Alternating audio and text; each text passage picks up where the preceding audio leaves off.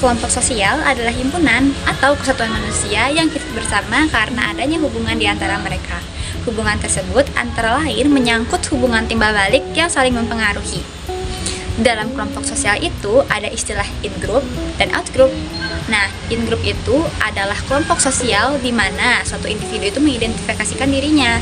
Sedangkan out-group adalah kelompok sosial yang oleh individu tersebut diartikan sebagai lawan dari in-groupnya mereka. Perasaan in-group dan out-group ini merupakan dasar suatu sikap yang dinamakan etnosentrisme. Contohnya gimana? Kayak gini. Ini main grup Abdi. Kalau yang di sana nggak tahu deh. Kalau ini main grup Abdi. Kalau cewek-cewek di sana, terserah. Ciri-ciri kelompok sosial itu ada interaksi, identitas yang sama, struktur yang terdiri dari peran dan status, dan norma. Kelompok sosial juga ada banyak jenisnya, seperti kelompok primer yang memiliki ikatan dengan suatu individu yang sangat erat, biasanya dengan keluarga atau teman-teman dekat. Terus yang kedua ada kelompok sekunder. Kelompok ini biasanya lebih formal ikatannya, bisa dengan rekan kerja atau asosiasi.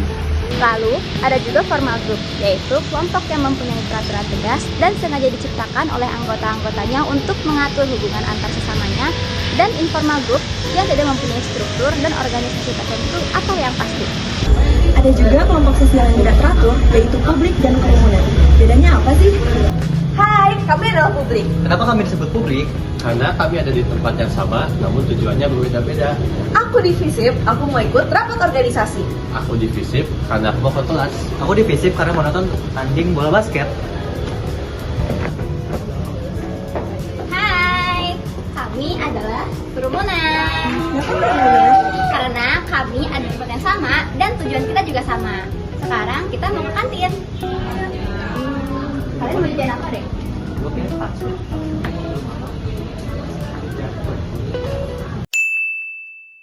Organisasi berasal dari kata organon dalam bahasa Yunani yang berarti alam. Mereka merupakan kelompok sosial yang terstruktur dan sengaja dibentuk untuk mencapai tujuan tertentu.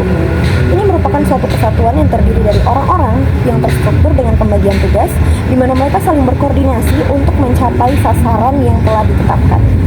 Organisasi memiliki 3 unsur, yaitu unsur pertama bahwa partisipasi atau keikutsertaan sesungguhnya merupakan suatu keterlibatan mental dan juga perasaan. Unsur kedua adalah kesediaan memberi sesuatu sumbangan kepada usaha untuk mencapai tujuan kelompok. Unsur ketiga adalah unsur tanggung jawab. Keefektifan organisasi akan didukung oleh kekuatan, di antaranya keputusan dibuat dekat dengan sumber informasi. Yang kedua, adanya sistem penghargaan. Yang ketiga, komunikasi horizontal dan juga vertikal. Yang keempat, ada nilai kebersamaan yang didukung strategi manajemen dan kekuatan dalam umpan balik untuk individu dan organisasi, sehingga mampu mendorong lacak.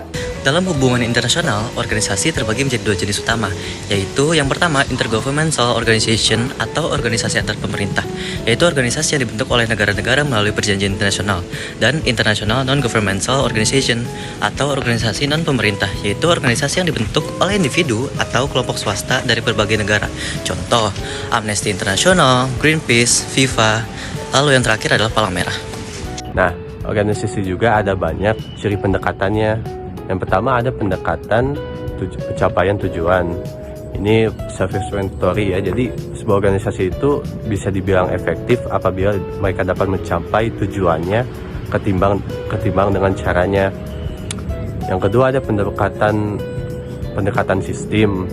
Nah, organisasi itu kan terdiri dari berbagai subbagian yang saling berhubungan.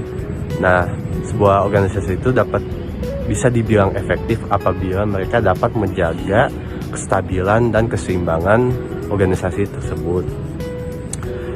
Yang ketiga ada pendekatan stakeholders. Nah, di sebuah organisasi itu ada banyak stakeholdersnya dan dapat dibilang efektif apabila dapat memenuhi untuk pemilik itu penghasilan tambahan, apabila dapat menggantikan investasi mereka. Kalau untuk pekerja, nah itu kompensasi mereka, tunjangan tambahan, apakah kondisi kerja mereka memuaskan. Kalau untuk pelanggan adalah ada kepuasan harga, barang, pelayanan, jasa. Nah, dan yang terakhir ada untuk kreditur. Kreditur itu apakah kita bisa memenuhi pembayaran hutang kepada mereka.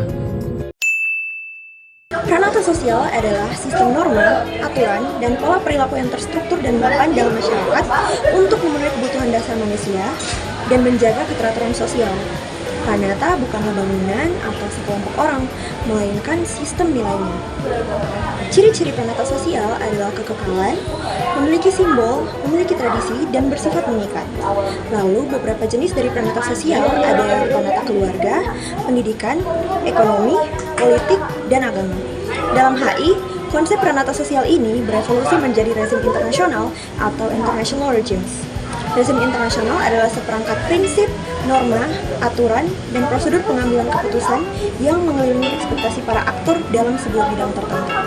Ketiga konsep sosiologi ini memberikan sensa yang berharga untuk memahami hubungan nasional yang modern, yang tidak lagi hanya tentang hubungan antar negara, tapi juga tentang hubungan antara berbagai aktor yang diatur oleh sistem norma dan aturan yang kompleks di tingkat global. Memahami dinamika ini adalah kunci untuk menganalisis isu-isu kontemporer seperti perubahan iklim, keamanan cyber, dan krisis kemanusiaan.